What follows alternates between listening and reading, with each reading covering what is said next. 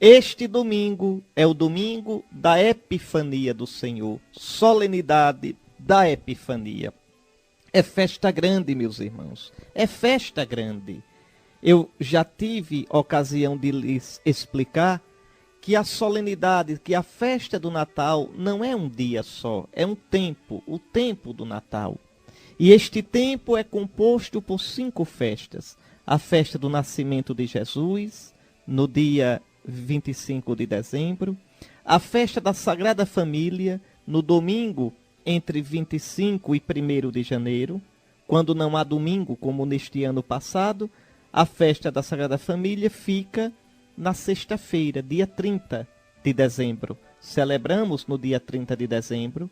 Depois, no domingo seguinte, a 8ª do Natal, festa de Santa Maria, Mãe de Deus. Nós meditamos sobre isso domingo passado.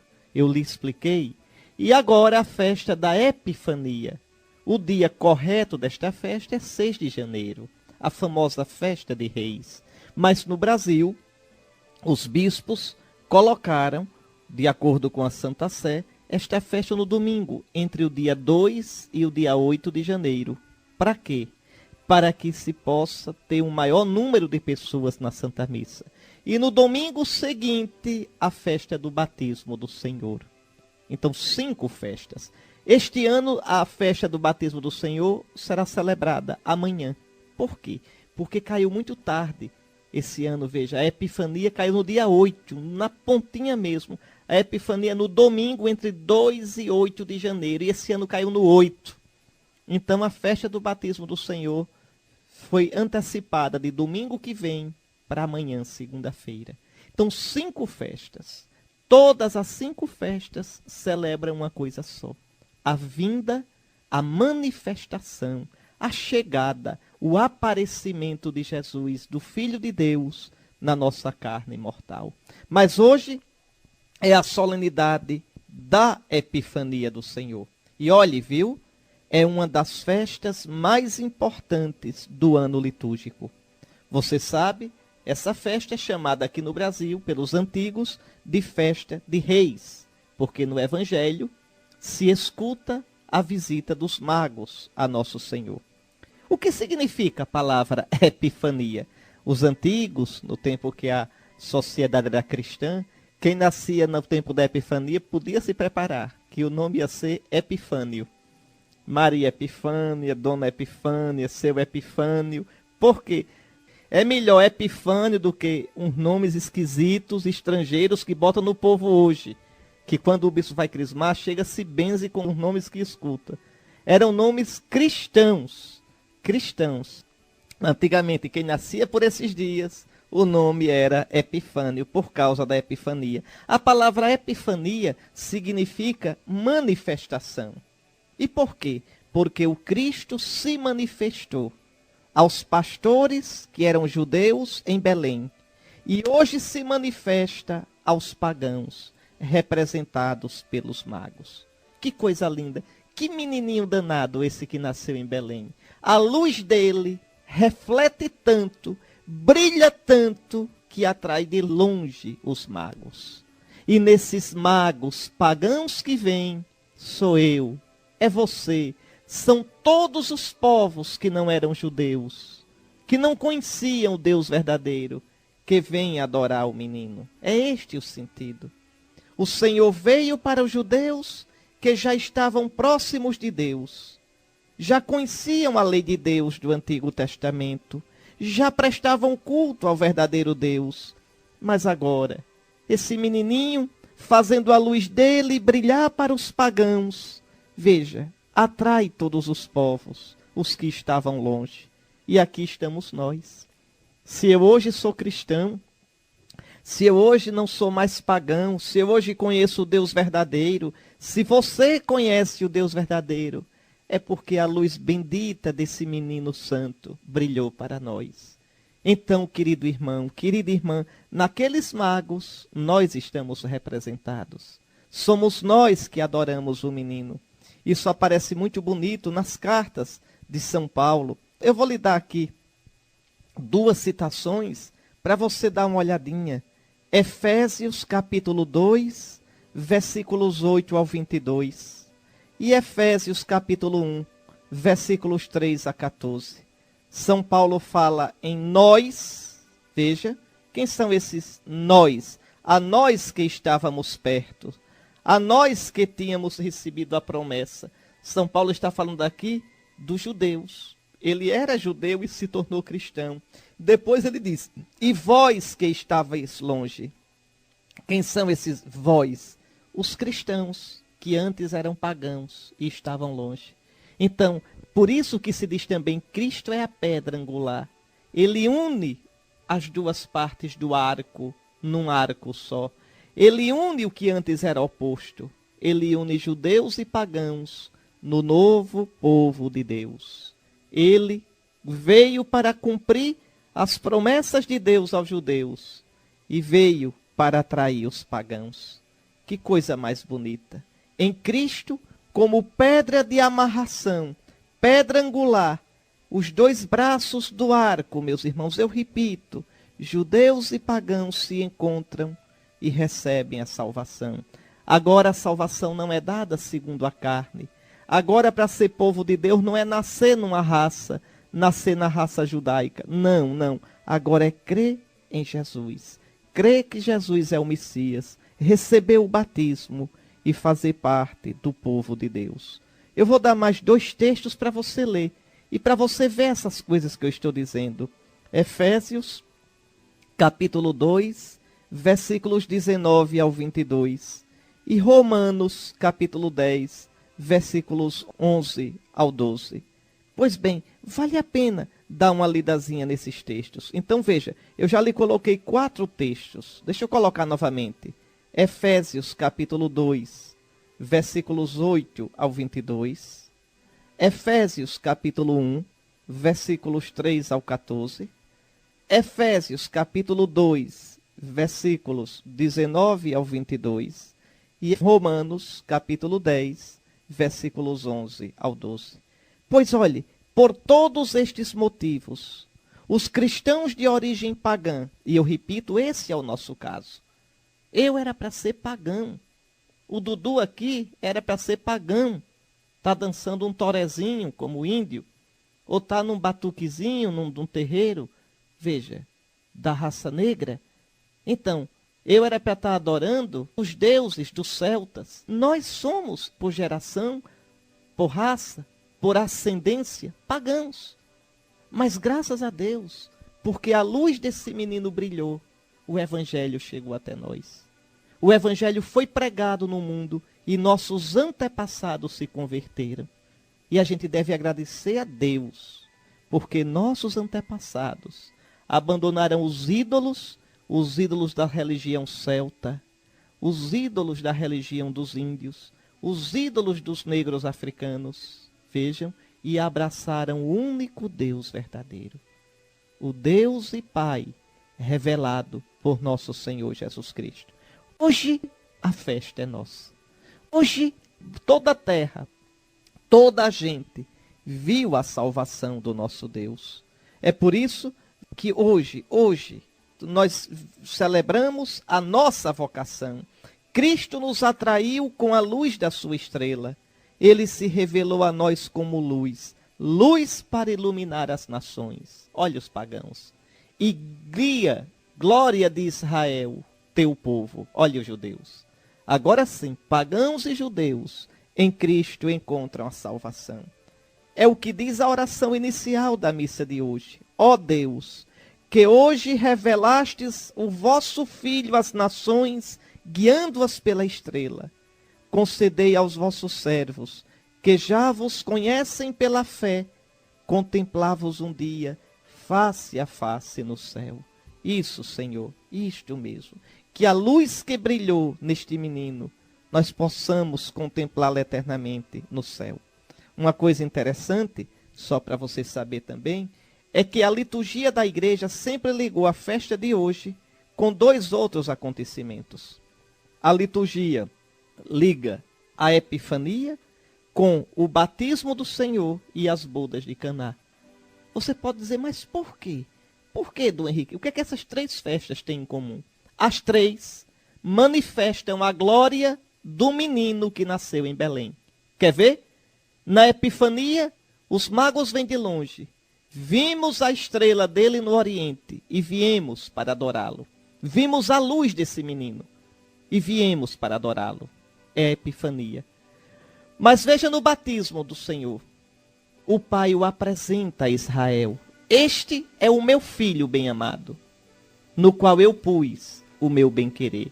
Vejam, o Pai manifesta Jesus. E para completar, ainda no comecinho da vida pública de Jesus, Jesus transforma água em vinho. E o Evangelho diz, lá em João capítulo 2, manifestou a sua glória e os seus discípulos creram nele.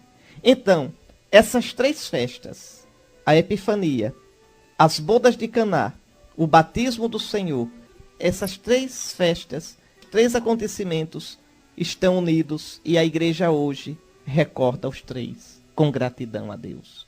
Recorda sobretudo a vinda dos magos, mas lembra também esses dois acontecimentos, o batismo do Senhor e as bodas de Caná.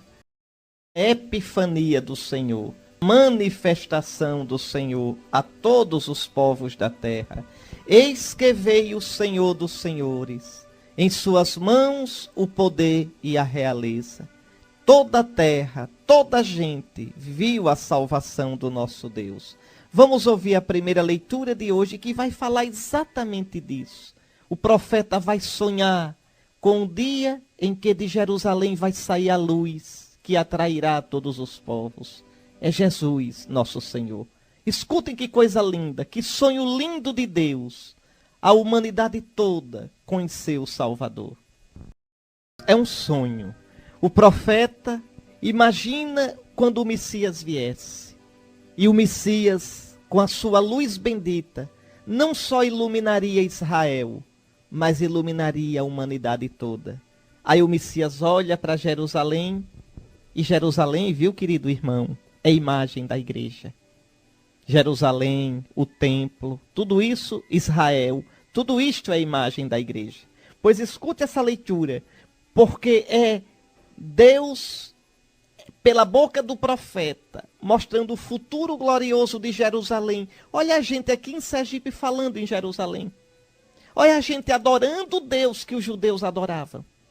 Querem maior glória do que isso para Israel? Povinho danado, pequeno, briguento, arengueiro. E toda a humanidade fala desse povo, louva, adora o Deus desse povo, bendiz esse povo porque foi escolhido por Deus. Vocês querem glória maior do que essa? E vai ser assim enquanto o mundo for mundo? Pois bem, mas Jerusalém também é a igreja, a mãe católica, que pela graça de Cristo, o menino que nasceu da Virgem em Belém, levou o evangelho a todas as nações. Então, olhe, levanta-te, acende as luzes, Jerusalém. Levanta-te, acende as luzes, igreja de Deus, porque chegou a tua luz, apareceu sobre ti a glória do Senhor. A glória da igreja não é a igreja, a glória da igreja é Cristo. A igreja é como a lua, viu? Imagine uma noite de lua cheia, bonita, aquela luz linda. Você olha, se está no sertão, Ave Maria, a caatinga fica toda iluminada. Você aí de Salgueiro, não é assim? Você sabe, numa noite de lua, a gente vai na estrada à noite. Eita, que é tudo claro. A lua ilumina tudo. Ali, Patativa do Assaré cantava, não há, ó gente, ó não, luar como este do sertão. Aquele luar lindo. Mas não fique com inveja não, se você mora no mar. Olhe o mar numa noite de lua. Ave Maria, fica aquele rastro da luz da lua na água. Veja, a lua refletindo nas palhas dos coqueiros. Oh, que coisa linda. Chega, brilha. Pois bem, agora repare. A lua que ilumina a noite não tem luz nenhuma. A lua não tem luz. E de onde vem aquela luz? É a luz do sol. É a luz do sol. A luz do sol pega na lua e reflete na terra. É assim a igreja. Cristo é o sol, sol nascente, luz do alto que nos veio visitar. Cristo é luz, é fonte de luz. A igreja ilumina o mundo porque reflete no mundo a luz de Cristo. Por isso o profeta diz: levanta-te, acende as luzes, Jerusalém, porque chegou a tua luz. Apareceu sobre ti a glória do Senhor. Eis que está a terra envolvida em trevas e nuvens escuras cobrem os povos. E é verdade, um paganismo triste, uma superficialidade triste, uma vulgaridade triste, a destruição dos valores, da família, do respeito, do sentido para a vida, uma vida besta. O ser humano que vive de besteira e morre na besteira. Oh, meu Deus, as trevas envolvem a terra, nuvens escuras cobrem os povos, mas sobre ti, Jerusalém, sobre ti, Igreja Santa, apareceu o Senhor, e sua glória já se manifesta sobre ti. Os povos caminham à tua luz, e os reis ao clarão da tua aurora. Querem encontrar a salvação, olha a igreja. Quer encontrar a paz, olha a igreja. Quer encontrar a vida, olha a igreja. Atenção, mas olha a igreja por quê? Não porque a gente é bonzinho, não porque a gente é certo, mas porque na igreja está Cristo. Na igreja está a palavra de Cristo. Na igreja está a vida de Cristo. Na igreja estão os sacramentos de Cristo. Porque a igreja, como a lua, reflete a luz do sol, que é Cristo. Os povos caminham à tua luz, e os reis ao clarão de tua aurora. Por isso eu amo tanto a igreja. Ah, meu Deus, se não fosse ela. Foi ela que me gerou para Cristo na pia batismal, a minha mãe católica. Foi ela que, como mãe cheia de carinho, me ungiu com a crisma para me fortalecer os ossos da minha fé. É ela que, como mãe querida, me coloca nos braços e me alimenta com a palavra e o corpo de Cristo. Me anima. Foi ela que, quando eu caí e quando caio, me perdoa com o perdão de Cristo. Foi ela que me ungiu pastor da própria igreja, sem nenhum mérito de minha parte, me configurando a Cristo. Veja, é ela que abençoa o amor dos noivos em Cristo. E ainda é esta igreja, é no seio dela, como de uma mãe carinhosa, que a gente morre, que a gente parte deste mundo, consolado pela unção dos enfermos. Eis aí, nossa mãe, Jerusalém, iluminada pela glória de Cristo. E o profeta diz: levanta os olhos ao redor e vê. Todos se reuniram e vieram a ti.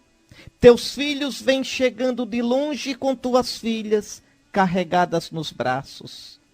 Eis aqui, vejam, felizes, alegres, exultantes, ao vê-los, Jerusalém, ao vê-los, Santa Igreja, ficarás radiante, com o coração vibrando e batendo forte, pois com eles virão as riquezas de além-mar e mostrarão o poderio de suas nações. Sim, a gente vê isso um pouco, sabe quando? Nesses encontros internacionais, Jornada da Juventude, as missas com o Papa. Ave Maria, gente de todas as nações da terra, gente de culturas tão diferentes, e ali todos juntos como irmãos, adorando o mesmo Deus, nascidos do mesmo útero, da pia batismal, do ventre da nossa mãe católica. Virão todos trazendo ouro e incenso e proclamando a glória do Senhor. Está aí, isto que o profeta predisse. Isto que a gente vê desde a vinda de Jesus já foi um aperitivo acontecido na visita dos magos. Vamos agora rezar o salmo responsorial da missa de hoje, que tem tudo a ver com a nossa festa. Veja, é uma oração pelo rei. E quem é o rei? Esse menininho que nasceu. Dai ao rei vossos poderes, Senhor Deus. Veja que coisa linda. Nos seus dias a justiça florirá, grande paz até que a lua perca o brilho. Você pode dizer, mas cadê? Jesus veio e ainda há dor, injustiça, pranto, miséria, pecado, ainda há morte. É verdade, é verdade. Mas só vou lhe dizer 3 coisas. Primeira coisa, com a vinda de Cristo, isto está derrotado para sempre. Já está garantido com a sua morte e ressurreição que o pecado, a treva, o mal e a morte não triunfarão na história. Essa é a primeira coisa. Isso é como uma cobra, você mata, esmaga a cabeça e o corpo ainda fica pulando.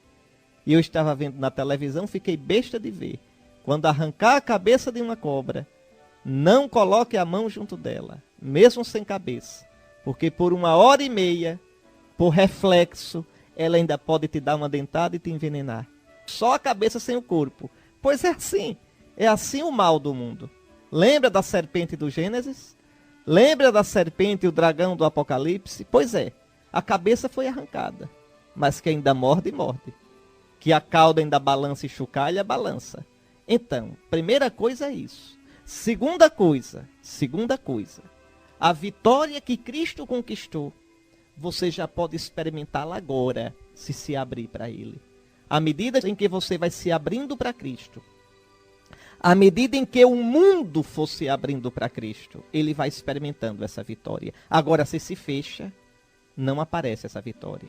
Terceira coisa, a vinda de Cristo que nós estamos celebrando em Belém da Judeia, nascido de Maria Virgem, essa vinda gloriosa e salvífica, salvadora, ela chegará à sua plenitude no final dos tempos. Lembre do tempo do advento. Então não se iluda.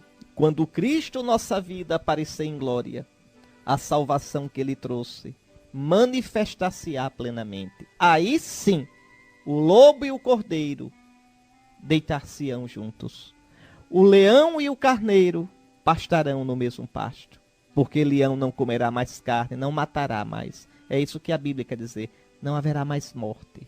Não haverá mais dor nem violência. Então, dai ao rei vossos poderes, nos seus dias a justiça florirá, e de mar a mar ele estenderá o seu domínio. É esse o menininho que nasceu. Onde está o rei dos judeus que acabou de nascer? Olha aqui, os reis de Tarsis e das ilhas hão de vir, e oferecer-lhe seus presentes e seus dons. Os reis de toda a terra hão de adorá-lo, e todas as nações hão de servi-lo. É a festa de hoje.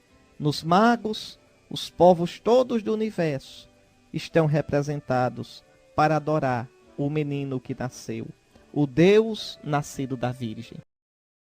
Já passou a primeira semana. É assim, meus irmãos, a vida passa depressa, não é? A gente ainda se lembra da noite do Natal, da noite do Ano Novo, mas aí, cuidado com a vida. Não deixe a vida escapar por entre seus dedos, de modo fútil. Faça a vida valer a pena, vivendo uma vida para nosso Senhor. Está aí essa leitura explicando também a festa de hoje. Olha o que é que São Paulo diz. Deixa eu ler versículo por versículo. Irmãos, se ao menos soubesseis da graça que Deus me concedeu para realizar o seu plano a vosso respeito, e como por revelação tive conhecimento do mistério. Olhe, São Paulo está dizendo para os efésios eram pagãos, viu? Éfeso era a capital da província romana da Ásia. Cidade de comerciante, cidade importante. Lá tinha o famoso templo, o templo lindo, o templo de Diana. O templo de Diana. Lá os ourives faziam um bocado de estatuazinha de ouro de Diana, era uma venda danada. E São Paulo chegou ali pregando, começou a converter muita gente, o comércio começou a cair, o comércio de imagenzinha de Artemis ou Diana, tanto faz. Oxê, os ourives fizeram uma greve, uma passeata no meio da rua, gritando, é grande Artemis, a Diana dos Efésios. E colocaram São Paulo para correr. São Paulo saiu corrido de Éfeso. Mas em Éfeso se formou uma igreja forte, muito forte. São Paulo passou 3 anos em Éfeso, 3 anos evangelizando. Foi o lugar onde ele mais demorou evangelizando. Pois escute só, olha o que é que São Paulo diz aos Efésios. Irmãos, se soubesseis da graça que Deus me deu em vosso favor, do que eu tenho que fazer por causa de vós, porque Deus me revelou um mistério. Atenção, que mistério é esse? Mistério para São Paulo é o plano de salvação de Deus. São Paulo está dizendo, Deus revelou ao meu coração qual é o plano dele de salvar o mundo. Porque, olhe, se você olhar só o Antigo Testamento, parece que Deus só ama o povo de Israel. Parece que Deus só tem olhos para Israel. Mas agora, irmãos, o meu trabalho, a minha vida todinha, é revelar o mistério de Deus. Este mistério, Deus não o fez conhecer aos homens das gerações passadas, mas acaba de o revelar agora em Jesus Cristo, pelo Espírito, aos seus santos apóstolos e profetas. Qual é o mistério? Escute, os pagãos são admitidos à mesma herança. Que herança? A herança de Israel. Os pagãos agora podem ser povo de Deus. Como? Como é que eu posso ser povo de Deus se eu não tenho o sangue de Abraão? Como é que eu posso ser povo de Deus se eu não sou judeu? Se eu não fui circuncidado no 8º dia? Escute, os pagãos são admitidos à mesma herança. São membros do mesmo corpo, associados à mesma promessa em Jesus Cristo, por meio do Evangelho. Está aí.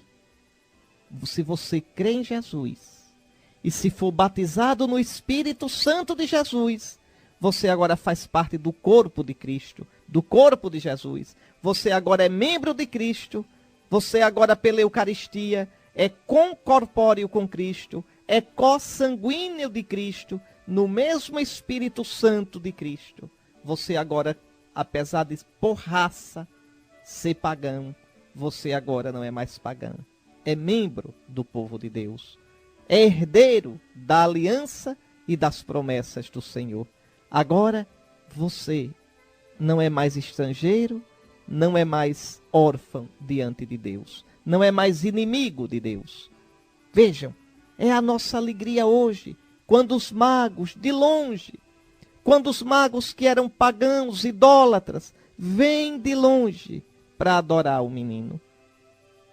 Eles são as nossas primícias, são as primícias das nações, os primeiros frutos de todos os povos da terra. Toda a terra, toda a gente viu a salvação do nosso Deus. Os magos, e nós todos podemos dizer hoje, vimos sua estrela no Oriente e viemos adorar o Senhor. Meus queridos irmãos, esse evangelho tem tanto sentido espiritual. Deixe-me colocar algumas coisas. Primeiro, os magos não são necessariamente reis. Observe que não se diz no evangelho que são reis. E de onde veio essa história de reis magos? Veio do salmo de hoje. De tanto rezar esse salmo no dia de hoje, o povo de Deus foi juntando as coisas. Porque o salmo de hoje diz, a gente rezou, os reis de toda a terra virão adorá-lo. Os reis de toda a terra trarão presentes. Aí disseram, os reis magos. Mas não são reis. Quem são esses magos? São sábios. Na época, na antiguidade, os sábios eram, sobretudo, estudantes dos astros. São astrônomos. Se acreditava que quando nascia alguém importante na terra, uma estrela brilhava no céu. Ainda hoje a gente diz, fulano tem uma estrela. Pois bem, a estrela desse menino não é astrônomo que vê, não. A estrela desse menino, a luz desse menino, só pode ser vista por quem crê. Outra coisa, os magos, a gente não sabe quantos eram.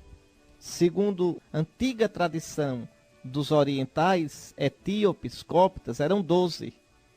Segundo a tradição nossa e grega, eram 3. Não sabemos. E como é que nasceu essa tradição de dizer que eram 3? Por causa dos presentes. Porque são 3. Então, por causa dos 3 presentes, se pensou, são 3 os reis. Mas ninguém sabe quantos são. São Mateus diz só isso. Tendo Jesus nascido na Judeia, no tempo do rei Herodes, eis que vieram magos do Oriente. Nem diz que são 3, nem diz que são reis. Mas a gente continua, viu, pensando, é bom pensar que são 3. e colocar no presépio os 3. E na Catedral de Colônia, na Alemanha, segundo a antiquíssima tradição, estão as relíquias, os crânios dos 3 magos. É uma tradição antiquíssima, está lá. Está certo? Então vejam, note o que diz o Evangelho também, uma outra coisa bonita, que eles voltaram por outro caminho. Isso é muito bonito, né? Quem encontra o menino não volta pelo mesmo caminho. Quem encontra o menino volta por outro caminho. Eu espero que você nesse Natal, você tendo celebrado santamente o Natal, volte por outro caminho. Eu espero também em tanta coisa, voltar por outro caminho. Voltar para a vida depois do Natal por outro caminho, de um modo novo. Porque a luz desse menino ilumina e dissipa as nossas trevas. Como eu disse, só vê a estrela do menino quem é humilde, quem aceita partir à sua procura. Esses magos a mim me comovem muito, porque eles saem do Oriente. Oriente, quando a gente fala, é a Pérsia, a Média, a Arábia. Eles saem. Veja, uma viagem longa. Pode ter demorado mais de um ano essa viagem. Mais de um ano. Seguindo uma luz misteriosa, à procura de um menino que eles não conheciam. Quantas privações esses magos passaram. Quantos apertos. Quantas tentações de desanimar e voltar para casa. Quantos perigos no deserto. Mas eles vão, sem saber direito o que iam encontrar, mas se deixam guiar pela luz do menino. Feliz aquele na vida que se deixa guiar pela luz do menino. Nós vimos a sua estrela no Oriente, distante, e viemos para adorá-lo. Que coisa mais linda, meu Deus do céu. E a gente às vezes tão acomodado. Um mundo que, como Jerusalém, no Evangelho de hoje, está nas trevas. Não vê a luz do menino. Você compare Herodes e Jerusalém nas trevas, sem verem a estrela. Pois bem, compare com os magos, que deixando sua terra seguem a estrela. É interessante, veja, o Evangelho diz que eles iam seguindo a luz do menino. Quando chegaram em Jerusalém, a estrela desapareceu. Jerusalém está fechada. Que coisa triste. A Jerusalém de pedra foi fechada para Jesus. Veio para o que era seu e os seus não o acolheram. Você pode dizer, ô Dom Henrique, e a Jerusalém da primeira leitura? Que o profeta diz, resplandece, exulta Jerusalém. É a igreja, é a verdadeira Jerusalém, a nova Jerusalém. Porque a Jerusalém de pedra expulsou Jesus. Jesus foi morto, como diz a carta aos Hebreus, fora dos muros da cidade. Hoje o Santo Sepulcro é dentro de Jerusalém, porque Jerusalém cresceu. Mas no tempo de Jesus ele foi morto fora da cidade. Jerusalém, Jerusalém, tu que matas os profetas. Vejam, então tudo já está profetizado no Evangelho de hoje. Os magos, meus irmãos, que mistério. Os magos pagãos que andavam nas trevas se deixam guiar pela luz do menino. Os judeus que tinham a luz da lei estão nas trevas. E quando os magos chegam a Jerusalém, a estrela se apaga, desaparece. Tão grande era a treva. Então compare isso. Impressionante. E quando os magos saem de Jerusalém novamente para ir para Belém, a estrela aparece novamente. E diz o Evangelho, eles se alegraram com grande alegria. É que esta estrela, meus irmãos, não é um astro qualquer. Não adianta dizer, é o cometa Halley, é o cometa tal, é a conjunção de tal constelação. Nunca se saberá que estrela é essa. E essa estrela ainda hoje brilha. Essa estrela brilha quando no meu coração eu me abro para Nosso Senhor. Quando no meu coração eu me abro. Somente pode ver essa estrela quem tem fé. Quem viveu o Natal piedosamente. Quem procurou seguir o menino pode ver essa estrela. Quanto ao mundo, não a vê. Como Herodes não a viu. Não. O mundo nunca entenderá as coisas de Deus. O mundo nunca compreenderá as coisas do alto, meus irmãos. Então vejam. Outra coisa. Reparem, Herodes procura eliminar o menino com os soldados. É como o mundo que tenta eliminar o menino de tantos jeitos. O mundo tentou agora no Natal sufocar o menino com Papai Noel. Tira o menino, bota Papai Noel. As criancinhas encheu os olhos de lágrimas com Papai Noel, com uma ilusão, com uma mentira. Um professor agora na Inglaterra foi obrigado a pedir desculpa na sala de aula, porque disse que Papai Noel não existia. Obrigado a pedir desculpas. Que coisa triste, porque disse a verdade. O que existe é Cristo, nosso Senhor.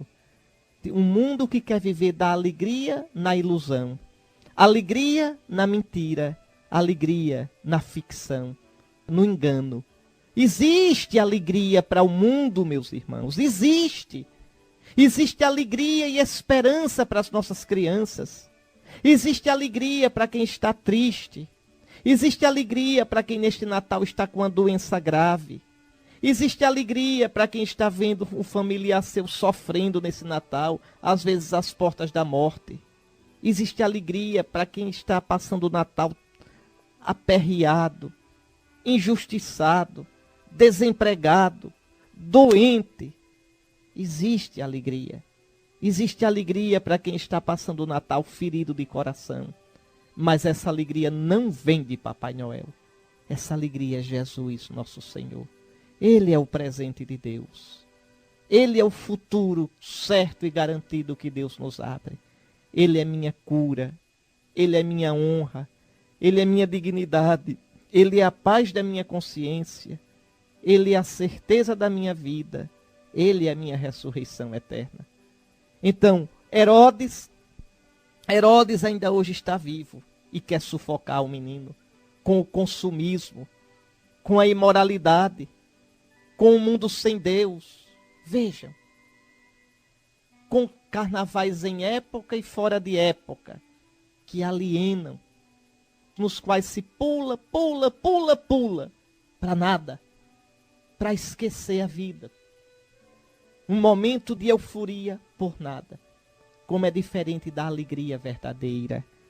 Aquela alegria serena, pacífica, que nos faz encher os olhos de lágrima.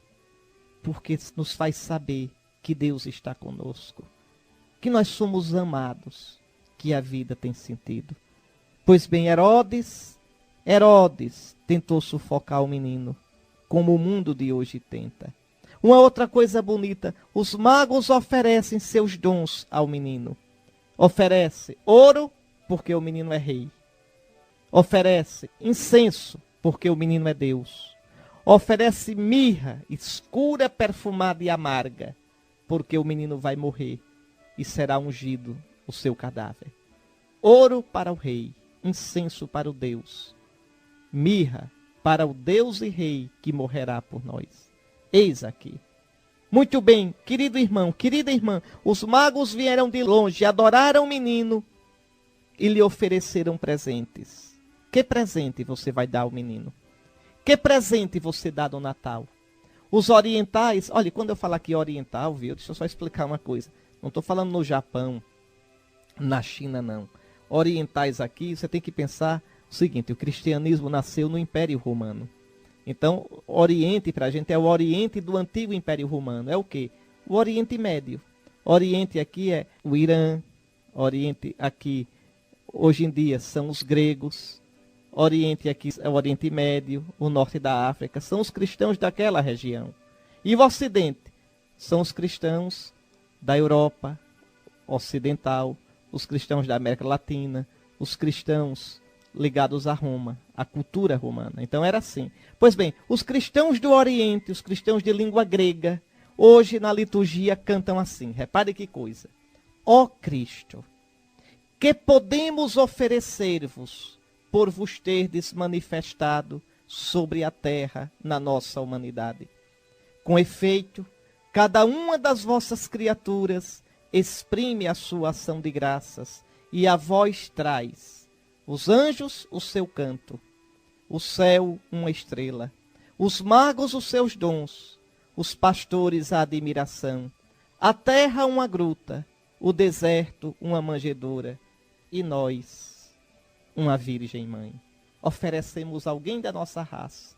Nós te damos, Jesus, uma Virgem Mãe. Mas você, meu irmão, você, o que você deu a Cristo neste Natal? O que você deu da sua vida? O que você deu do seu afeto?